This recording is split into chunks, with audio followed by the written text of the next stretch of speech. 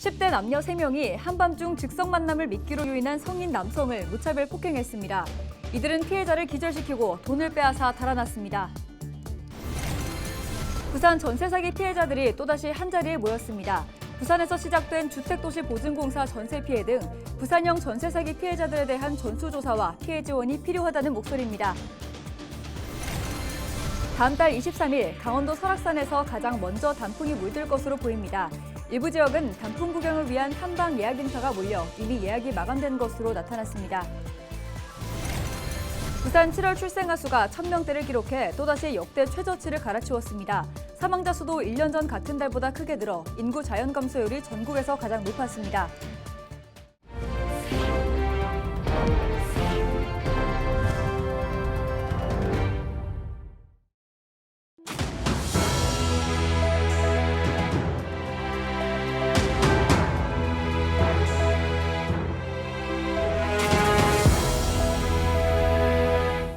시청자 여러분 안녕하십니까? 헬로티비 부산 뉴스입니다.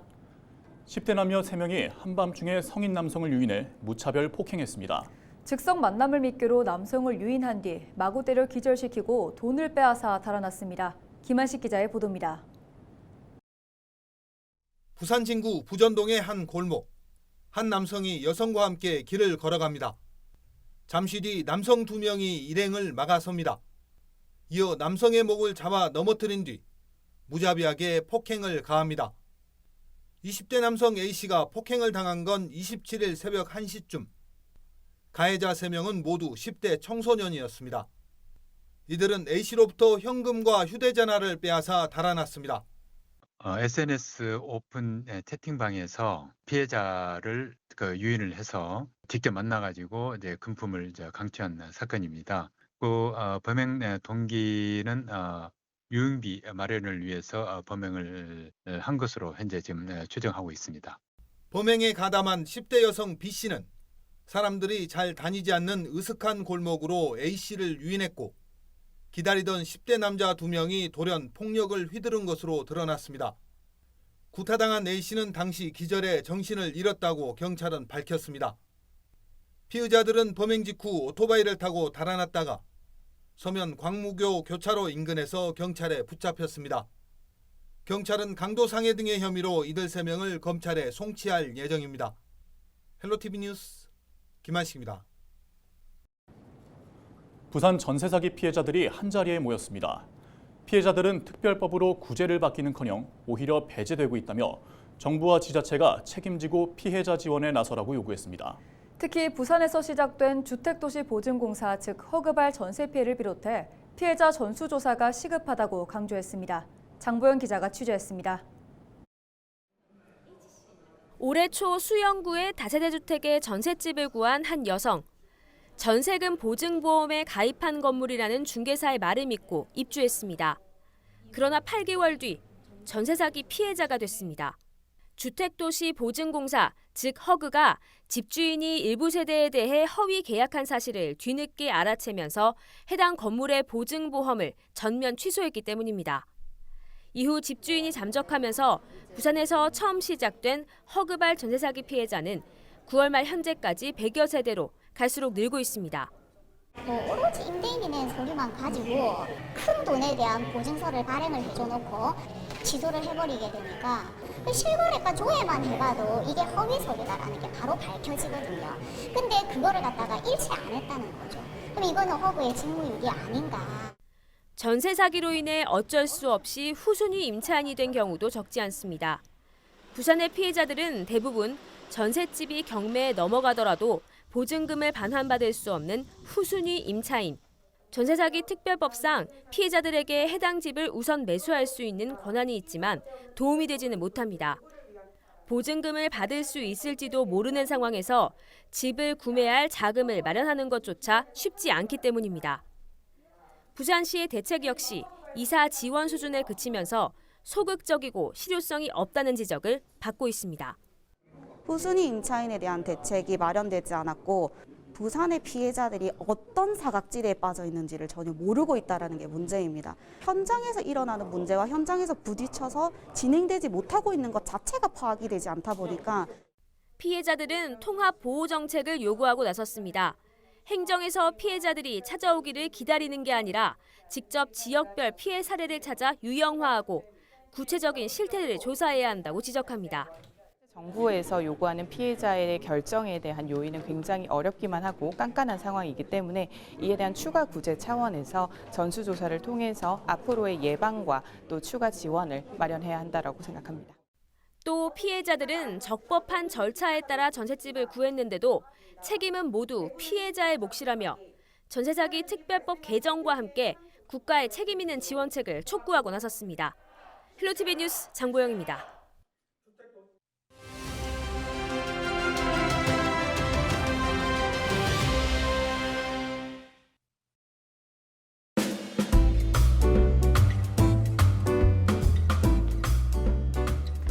나무가 옷을 갈아입기 시작하는 가을입니다. 산림청이 발표한 전망을 보면 약 한 달 뒤 전국의 산이 알록달록한 가을빛으로 물들 예정인데요. 단풍의 절정은 우리가 흔히 생각하는 별 모양 잎을 가진 당단풍나무와 노란잎의 은행나무, 신갈나무 등의 수종이 50% 이상 물들었을 때를 말합니다. 올해는 언제 산을 찾아야 가장 예쁜 단풍을 볼 수 있을까요? 우선 다음 달 23일 강원도 설악산이 전국에서 가장 먼저 울긋불긋 물들 것으로 보입니다. 충남 계룡산은 26일, 전북 내장산은 29일, 충북 속리산은 30일, 경남 지리산은 31일쯤 가장 고운 단풍을 볼 수 있습니다. 제주도 한라산은 11월 1일, 경북 조항산과 팔공산은 11월 2일, 경남 수목원은 11월 3일쯤 단풍 절정이 예상되고요. 전남 완도 수목원은 11월 15일은 돼야 붉게 물든 단풍을 만끽할 수 있습니다. 올해 단풍 절정 시기는 전체적으로 지난해보다 이틀 정도 늦어졌습니다. 지구온난화로 7월에서 9월 기온이 상승하면서 지난 2009년부터 평균적으로 매년 0.33일 정도씩 시기가 늦춰지고 있다고 하는데요. 단풍 시기는 늦어졌지만 올해 가을 일교차 큰 날씨가 이어지면서 단풍 빛깔은 더욱 짙고 아름다울 것이라는 전망도 있습니다. 한라산 등 일부 산은 단풍 구경을 위한 탐방 예약 인파가 몰리면서 10월 주말과 휴일 예약이 벌써 대부분 마감됐다고 하는데요. 이번 명절 가족들과 모이시면 올해 가을 단풍 언제 어디서 즐기실지 미리 계획 세워보시는 것도 좋을 것 같습니다. 데일리 브리핑이었습니다.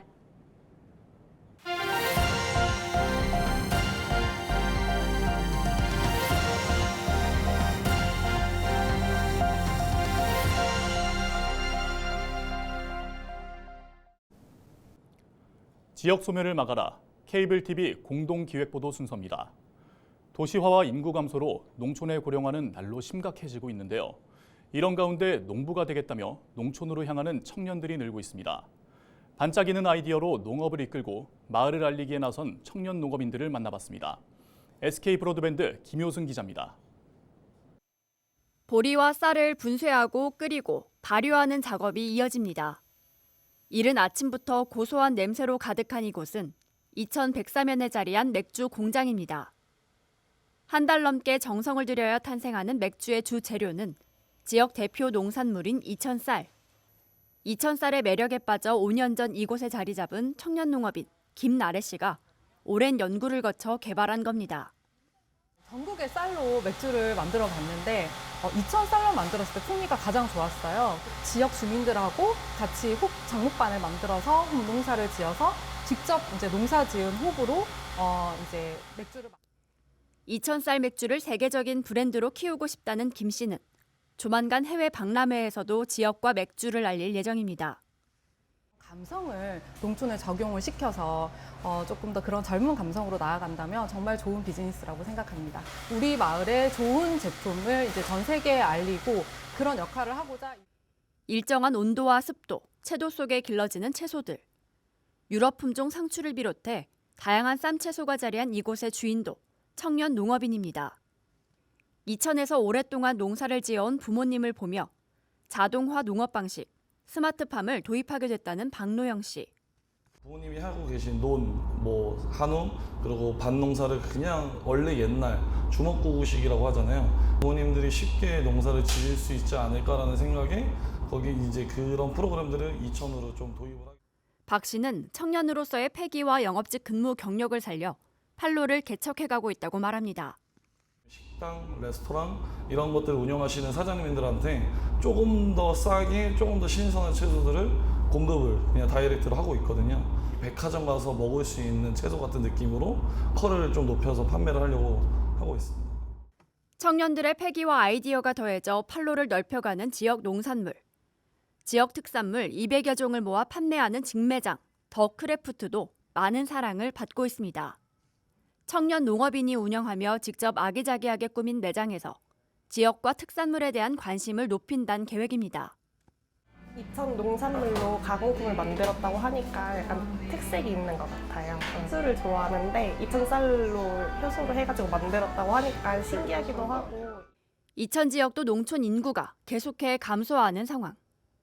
이에 이천시는 청년 농업인 지원을 다양화하는 한편 더 크래프트를 비롯한 시설도 늘려간다는 전략입니다. 청년들의 유입을 통하여서 1차 산업에 그치지 않고 6차 가공 산업까지 하여서 이천시를 알리고 이천시 특산품과 또 이천시의 농가공식품들을 전국에서 만나볼 수 있도록 저희가 팔로 개척 등을 지원할 예정입니다.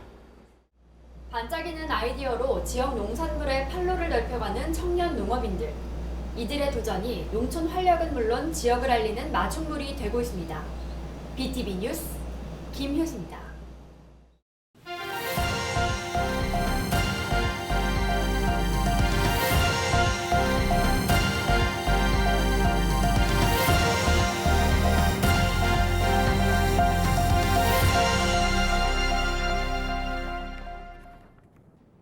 (7월) 부산의 출생아 수는 1,030명으로 나타났습니다. 지난해 같은 달과 비교하면 출생아 수가 115명 줄었습니다. 올해 1월부터 7월까지 매월 출생아 수 감소세가 이어지며 누적 출생아 수는 7,820명을 기록했는데 지난해 같은 기간보다 8.8%가 줄었습니다. 출생아 수에서 사망자 수를 뺀 인구 자연 감소 규모는 1,231명으로 전국 1위를 보였습니다. 27일 오전 8시 40분쯤 사상구 모라동의 한 도로에서 6중 추돌 사고가 발생했습니다. 이 사고로 30대 승용차 운전자 등 3명이 중경상을 입어 병원으로 이송됐습니다. 이날 사고는 18톤 트레일러가 앞서 있던 차량 5대를 잇따라 추돌하면서 발생했습니다. 경찰은 운전자 등을 상대로 정확한 사고 경위를 조사하고 있습니다. 허위 스터디 카페 아르바이트 구직 정보를 보고 찾아온 10대 재수생을 성폭행한 30대 남성 A씨가 구속 기소됐습니다. A씨는 지난 4월 아르바이트 면접을 본다며 재수생 B씨를 변종 성매매 업소로 데려가 성폭행한 혐의를 받고 있습니다. 이후 정신적인 충격을 받은 B씨는 피해 20여일 만에 극단적인 선택을 했습니다. 검찰은 범행 당시 현장에 있었던 공범 2명에 대해서도 수사를 이어가고 있습니다. 경찰은 음주운전으로 면허가 취소된 상태에서 상습적으로 무면허 운전을 한 40대 A씨를 구속했습니다. A씨는 지난 8월 6일 면허 취소 상태에서 차량을 운전하다 민락 활어 집한장 앞 도로에서 오토바이와 추돌 사고를 낸 뒤 그대로 도주한 혐의를 받고 있습니다. 경찰에 따르면 A씨는 오토바이 사고와 관련해 수사를 받자 차량 명의를 동거녀에게 이전한 뒤 계속해서 무면허 운전을 한 것으로 드러났습니다. 남부경찰서는 뺑소니 사고 이후에도 26차례 무면허 운전을 한 정황을 확인하고 피의 차량을 압수물로 송치했다고 밝혔습니다. 부산국제영화제 전야제가 다음 달 3일 저녁 남포동 비프광장에서 열립니다. 전야제는 배우 김혜나와 이동규의 사회로 진행되며 배우 지대한, 영화감독 장건재 등이 참석해 영화 팬들을 만날 예정입니다. 영화제 기간 10월 6일부터는 중구 일원에서 커뮤니티 비프 프로그램이 진행됩니다.